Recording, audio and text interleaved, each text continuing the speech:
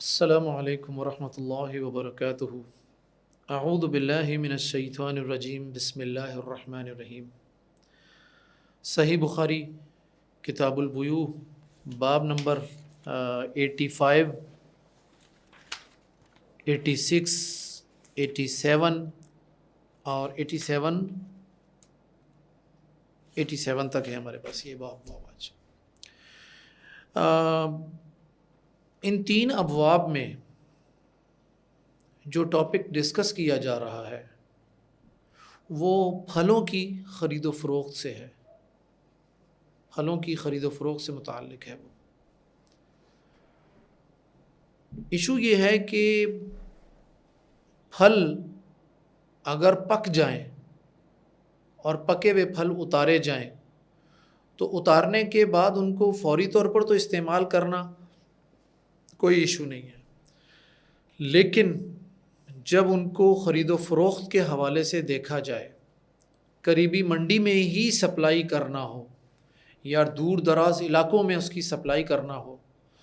تو پکے ہوئے جو پھل ہوتے ہیں وہ منڈی پہنچنے تک خراب ہو جاتے ہیں، گل سڑ جاتے ہیں۔ شریعت نے اس حوالے سے کیا مطلب فیصلہ دیا ہے، کیا کہا ہے کہ آیا پھلوں کو ہم جب وہ کچے ہوں ان کو اتارا جا سکتا ہے؟ کچے پھلوں کو اتار کر ہم اپنی ترتیب سے پیک کر کے ان کو منڈیوں میں جہاں جہاں سپلائی کرنا وہاں سپلائی کر سکتے ہیں، اور جتنے دن لگتے ہیں اس دن کی مناسبت سے ہم اس پھل کو اتنا ہی کچا اتارتے ہیں۔ بعض اوقات 2 سے 3 دن میں اگر مال کسی قریبی منڈی میں پہنچنا ہے تو ہمیں آئیڈیا ہوتا ہے کہ یہ مال جو ہے اب 2 سے 3 دن میں پک جائے گا، تو 2 سے 3 دن پہلے یا 4 دن پہلے اس کو اتار لیا جاتا ہے اور اس کو پیک کر کے سپلائی کر دی جاتی ہے۔ ایک مال ہے جی جو تقریباً 10 دن کے بعد پہنچے گا منڈی، ٹائم ڈیوریشن زیادہ ہے، وہاں پر وہ مال اسی اعتبار سے 10 دن پہلے پھل درختوں سے اتارا جائے تاکہ پھل جو ہے جب منڈی میں پہنچے تو پہنچنے تک وہ تیار ہو چکا ہو۔ شریعت کیا کہتی ہے اس میں؟ جو احادیث آج ہمارے پیش نظر ہیں اس میں ہم بات کریں گے۔ اس سے پہلے کہ میں احادیث کی طرف آؤں، امام بخاری رحمہ اللہ نے جو ٹائٹلز یہاں پر دیے ہیں اس پر بات کروں، میں یہاں پر ایک اور بات کہنا چاہتا ہوں۔ یہ بات ذہن میں رہے کہ بعض احادیث میں صرف کھجور کا ذکر ہے یا بعض احادیث میں صرف انگور کا ذکر ہے، تو اس کا مطلب یہ نہیں ہے کہ یہاں پر جتنی احادیث ہیں ان کو ہم صرف کھجور اور انگور کے ساتھ خاص کر دیں، ایسا نہیں ہے۔ پھل سے مراد اوور آل، جیسا کہ احادیث میں کچھ کلمات ہیں جس سے ہم یہ بات ثابت کریں گے، اوور آل ہر قسم کا پھل، جب ہر قسم کا پھل اس میں ان احادیث میں مراد ہے کہ ان کو پکنے سے پہلے نہیں اتارنا، تو ہم اس بات کا جائزہ لیں گے کہ جو ہم کر رہے ہیں اس کا کیا حکم ہے، اور اگر ہم ان احادیث کے بالکل فہم کے مطابق جو احادیث کا ظاہر ہم سے کہہ رہا ہے اس کے مطابق عمل کرتے ہیں تو پھر یہ خرید و فروخت کا عمل نہیں ہو سکتا۔ دوسری بات یہ سمجھ لیجئے کہ ہر پھل کے پکنے کی علامت دوسرے پھلوں سے الگ ہوتی ہے۔ بعض پھل جو ہیں وہ پکنے کے بعد سخت ہو جاتے ہیں، جیسے کھجور ہے، پکنے کے بعد وہ سخت ہو جاتی ہے، ٹھیک ہے۔ کچھ پھل ایسے ہیں، سیب ہے، سیب جب کچی حالت میں ہوتا ہے تو سخت ہوتا ہے، لیکن جب پک جاتا ہے بھرپور طریقے سے تو وہ نرم ہو جاتا ہے، آپ اس کو ہاتھوں سے انگلیوں سے دبائیں گے وہ دب جائے گا۔ کیلا کچی حالت میں سخت ہوتا ہے، اتنا سخت ہوتا ہے کہ اس کو چھری سے کاٹنا پڑتا ہے، اس کا چھلکا اتارنا پڑتا ہے، لیکن جب وہ پک جاتا ہے تو آپ اس کو ہاتھ سے دبائیں گے تو وہ بالکل دب جائے گا۔ تو اس اعتبار سے ہر پھل کے پکنے کی مدت اور کیفیت الگ الگ ہوگی، لہٰذا ان احادیث کا انطباق بھی اسی اعتبار سے کیا جائے گا۔ آئیے ذرا امام بخاری رحمہ اللہ نے جو تبویب ہمارے سامنے رکھی ہے پہلے اس پر بات کر لیں۔ سب سے پہلی تبویب امام بخاری رحمہ اللہ نے بیان کی، باب بیع الثمار قبل ان یبدو صلاحها، بھائی اس بات کا بیان کہ پھلوں کو فروخت کرنا قبل، اس سے پہلے کہ ان یبدو صلاحها، کہ ان کی صلاحیت ظاہر ہو۔ یہ صلاحها اس پر ہم بات کریں گے بھی۔ تو امام بخاری رحمہ اللہ نے کچھ نہیں کہا، یعنی کچھ نہیں کہنے سے مراد انہوں نے کوئی حکم نہیں لگایا، یہ نہیں کہا کہ یہ جائز ہے، یہ نہیں کہا کہ یہ حرام ہے، بلکہ ایک عمومی بات کر دی کہ باب بیع الثمار قبل ان یبدو صلاحها، بھائی پھلوں کی صلاحیت ظاہر ہونے سے پہلے ان کی فروخت۔ آپ امام بخاری رحمہ اللہ کی فقاہت ذرا دیکھیے گا کہ اس عنوان کے تحت امام بخاری رحمہ اللہ نے جو 3 احادیث بیان کی ہیں، سب سے پہلی حدیث جو ہے وہ ہے زید بن ثابت رضی اللہ عنہ کی حدیث ہے، ٹھیک ہے، جس میں عمومی طور پر ممانعت موجود ہے۔ پھر دوسری حدیث جو ہے عبداللہ ابن عمر رضی اللہ عنہ کی ہے کہ جس میں اس ممانعت کی صراحت موجود ہے خریدنے اور بیچنے والے دونوں کے لیے۔ اچھا، تیسری اور چوتھی حدیث جو ہے وہ سیدنا انس کی اور جابر بن عبداللہ رضی اللہ عنہ کی حدیث ہے کہ جس میں یہ بتایا گیا کہ بھائی کس حد تک اس کو اتارا جا سکتا ہے، یعنی یہ ممانعت جو ہے یہ کس حد تک ہے، کیا یہ ممانعت مطلقاً ہے، علی الاطلاق ہے، یا اس ممانعت کی کوئی حدود ہیں۔ تو اس اعتبار سے امام بخاری رحمہ اللہ نے ایک باب کے تحت وہ 4 حدیثیں بیان کر کے اس ٹاپک کو کلیئر کیا۔ آئیے ذرا حدیثیں دیکھ لیتے ہیں۔ یہ سب سے پہلی حدیث جو زید بن ثابت رضی اللہ عنہ کی حدیث ہے، جس میں اللہ کے نبی صلی اللہ علیہ وسلم کے حوالے سے بیان کرتے ہیں کہ عہد مبارک میں یعنی عہد رسالت میں لوگ پھلوں کی خرید و فروخت اس طرح کرتے تھے کہ جب پھل کاٹنے کا وقت آتا، ٹھیک ہے، کان الناس فی عہد رسول اللہ یبتاعون الثمار فاذا جز الناس وحضر تقاضیہم، ایک دوسرے کے جب وہ تقاضے کرنے کا وقت آتا، قال المبتاع، تو خریدار کہتا انہ اصاب الثمر الدمانہ، کہ بھی اس کو تو دمان ہو گیا ہے، اصابہ مرض، اس کو بیماری ہو گئی، اصابہ قشام، اس کو ایک قشام بیماری ہو گئی ہے۔ تو بے خریدار کہتا، جو خریدنے والا وہ کہتا بھائی یہ پھل تو خراب ہو گیا، اس کو تو کیڑا لگ گیا، اس کو یہ ہو گیا۔ اچھا، آہات یحتجون بہا، اور یہ پھر وہ آفات تھی، یہ بیماریاں تھیں پھلوں کی جو جس کی وجہ سے وہ آپس میں یحتجون، لڑتے جھگڑتے تھے۔ فقال رسول اللہ صلی اللہ علیہ وسلم لما کثرت عنده الخصومۃ فی ذلک، جب یہ جھگڑے بہت زیادہ ہونے لگے، اللہ کے نبی کے پاس یہ آنے لگے، تو اللہ کے نبی صلی اللہ علیہ وسلم نے کیا کہا کہ بھی فَإِمَّا لا تتبایعوا، بھائی تم ایسی خرید و فروخت نہ کرو، حتی یبدو صلاح الثمر، جب تک وہ اس پھل کی صلاحیت ظاہر نہ ہو جائے۔ یہ جو صلاحیت ہے نا، احادیث میں 2 الفاظ استعمال کیے گئے، ایک صلاح اور ایک ذہب، آگے ہم چل کر بات کرتے ہیں، یعنی اس کا پھل کا زرد ہو جانا، پک جانا۔ صلاح سے مراد بھی، صلاح کا ایک مفہوم جو ہے ابن حجر العسقلانی رحمہ اللہ نے بیان کیا کہ قابل انتفاع ہو جانا۔ اب وہ انتفاع جو ہے، اگر ابن حجر العسقلانی رحمہ اللہ کا مطلب لے لیا جائے، جیسا کہ اس کی تائید بعض روایات سے بھی ہوتی ہے، میں آگے چل کر بات کرتا ہوں اس پر، پہلے ہم حدیثیں پڑھ لیں پھر میں اس پر بات کروں گا کہ انتفاع سے کیا استدلال کیا جا رہا ہے، ٹھیک ہے۔ اس کے بعد زید بن ثابت رضی اللہ عنہ کا اپنا عمل اس میں بیان کیا گیا، اور اسی طرح ایک اور 2 مطلب آثار ہیں جس میں زید بن ثابت رضی اللہ عنہ کا ایک عمل بیان کیا گیا۔ دوسری حدیث جو ہے اس میں عبداللہ ابن عمر رضی اللہ عنہما فرماتے ہیں کہ ان رسول اللہ صلی اللہ علیہ وسلم نہا عن بیع الثمار، بھائی پھلوں کی خرید و فروخت سے منع کیا، حتی یبدو صلاحها، یہاں تک کہ ان کی صلاحیت ظاہر نہ ہو جائے، پک نہ جائے۔ نہى البائع والمبتاع، آپ نے فروخت کرنے والے اور خریدار دونوں کو منع کر دیا۔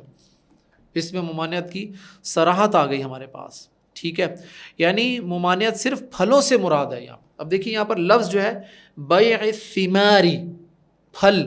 لیکن جن درختوں میں یہ پھل لگے ہوئے ہیں ان کے حوالے سے ایسی کوئی بات نہیں، اس میں پھلوں کے پکنے کے انتظار کی ضرورت نہیں ہے۔ یہاں پر کس ٹاپک کو ڈسکس کیا جا رہا ہے؟ پھلوں کو ڈسکس کیا جا رہا ہے کہ پھلوں کی فروخت کا کیا حکم ہے۔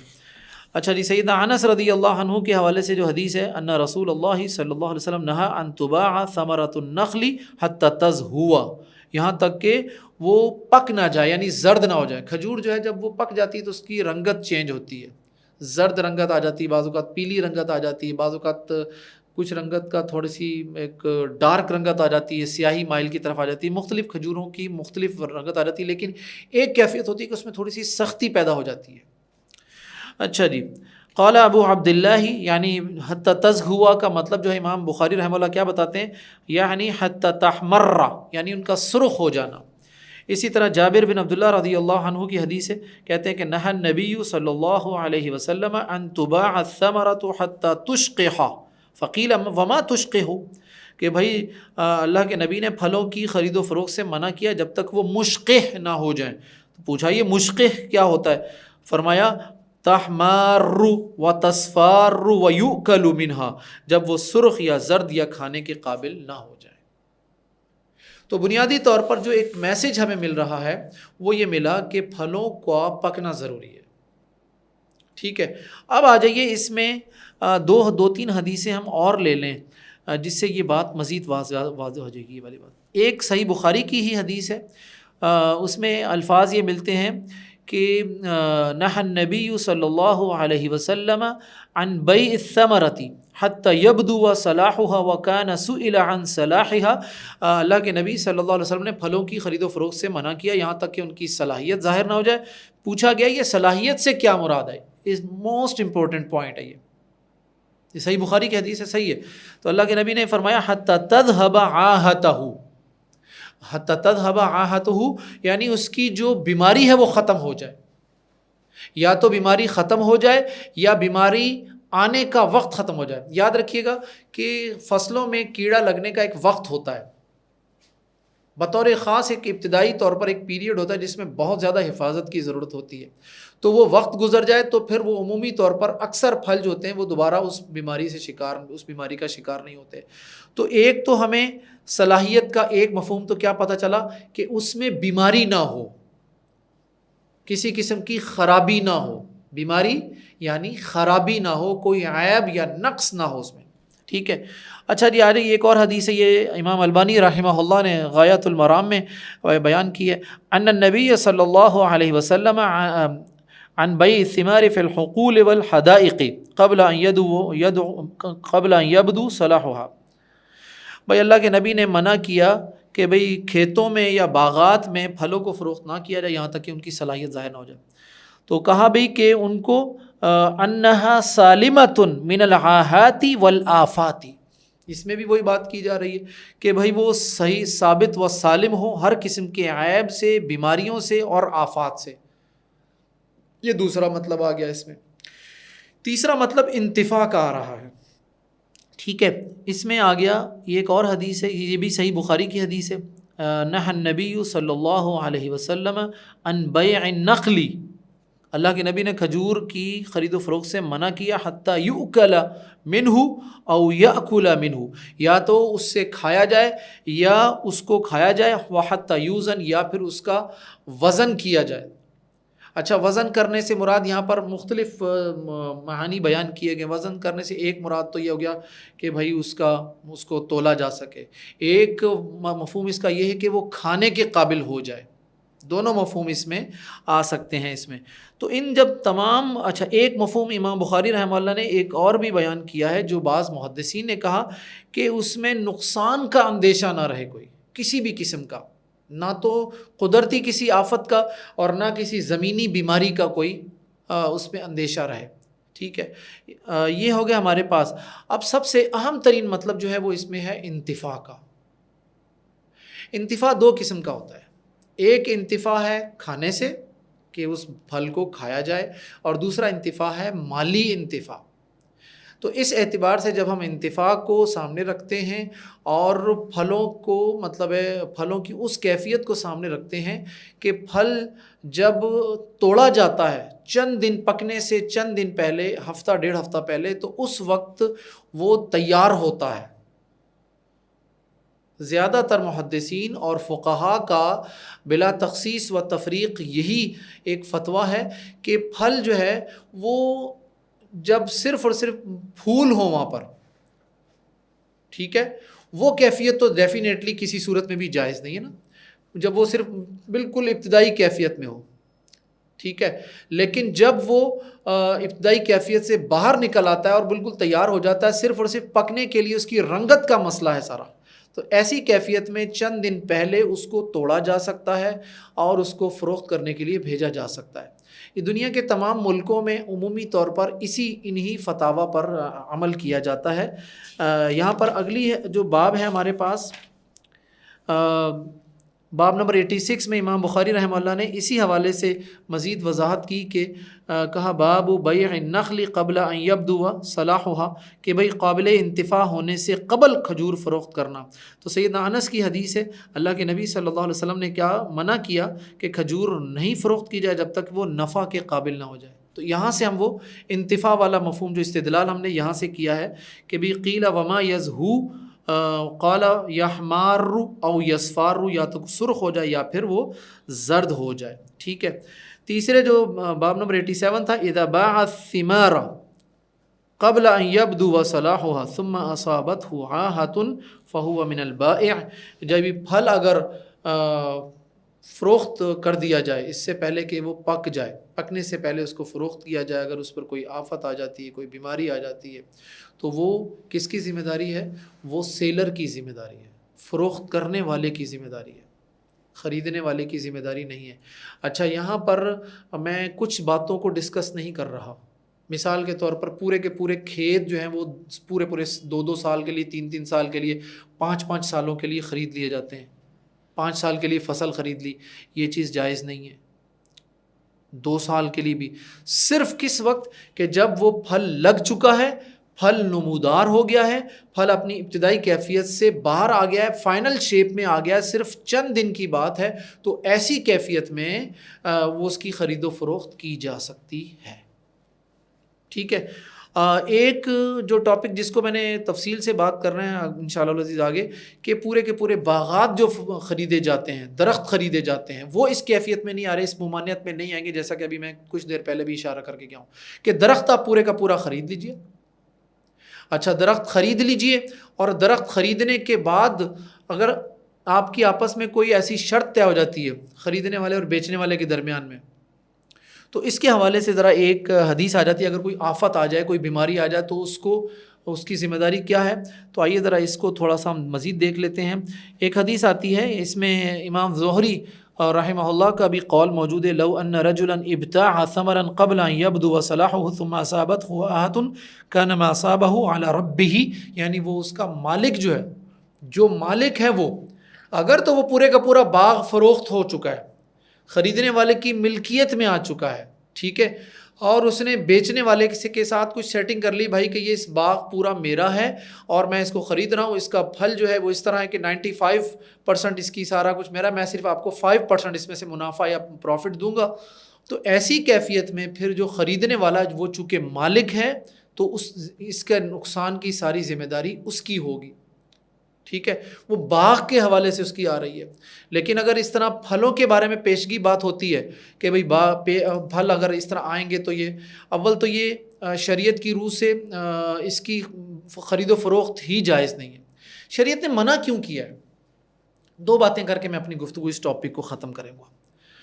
ہم نے اس سے پہلے یہ پڑھا، یہ بڑی تفصیل سے بات کی کہ شریعت وہ چیز بیچنے کی اجازت نہیں دیتی جو چیز آپ کی ملکیت میں نہیں ہے۔ ایک پھل جو ابھی آیا ہی نہیں ہے، نمودار ہی نہیں ہوا، وہ بیچنے والے کی ملکیت میں بھی نہیں ہے، ہو سکتا ہے وہ پھل وہیں ختم ہو جائے، فصل کو کیڑا لگ جائے، اس میں کوئی قدرتی آفت آ جائے، بارش آ جائے، آندھی آ جائے، وہ سارے کا سارا باغ اجڑ جائے، پتہ تو نہیں نا کچھ۔ تو ایک ایسی چیز جس کا وجود نہیں ہے، جو ملکیت میں نہیں ہے، اس کو بیچا جائے، شریعت نے اس میں جو کچھ بتایا ہم وہ پہلے پڑھ چکے ہیں، نمبر 1۔ نمبر 2 بات جو ہے وہ شریعت اس حوالے سے اگر وہ اجازت دے دی جائے، فرض کر لیں اجازت دے دی جائے، پھر کوئی بیماری آ جائے، آفت آ جائے، تو سب سے بڑا تو یہ ہوگا کہ وہ آپس میں لڑائی جھگڑا ہوگا ان کا، جیسا کہ اللہ کے نبی صلی اللہ علیہ وسلم کے زمانے میں لڑائی جھگڑا ہوتا تھا، اور منع کرنے کی علت بھی یہی بتائی کہ لڑائی جھگڑا نہیں ہونا چاہیے۔ اور اسی لڑائی جھگڑے کے حوالے سے ایک بات مزید بتائی گئی کہ بھائی اگر وہ یا تو وہ بیچنے والے کو نقصان ہوگا یا خریدنے والے کو نقصان ہوگا، ٹھیک ہے۔ تو اس اعتبار سے شریعت نے کہا کہ بھئی دونوں میں سے کسی کو بھی نقصان نہ ہو، وہ جب تک ایسی کیفیت میں نہ پہنچے وہ بیچنے والی قابل انتفاع حالت میں اس کو نہ بیچا جائے۔ تو یہ ہمارے پاس ان 3 ٹاپکس کا موضوع تھا۔ خلاصہ اس کا یہ ہے کہ بھائی جو ممانعت ہے وہ احتیاط پر مبنی ہے، اس ممانعت کو احتیاط پر محمول کیا جائے۔ اور اس میں شروع میں جو بات کر کے گیا تھا وہ بڑی، اس پر دوبارہ غور کیجیے گا۔ ہر پھل کے پکنے کی مدت اور کیفیت الگ الگ ہوتی ہے، اس کی صلاحیت الگ الگ ہوتی ہے، ٹھیک ہے۔ اس ہر پھل کو اس کے پکنے اور صلاحیت کی مدت کا تعین کرتے ہوئے کوشش کی جائے کہ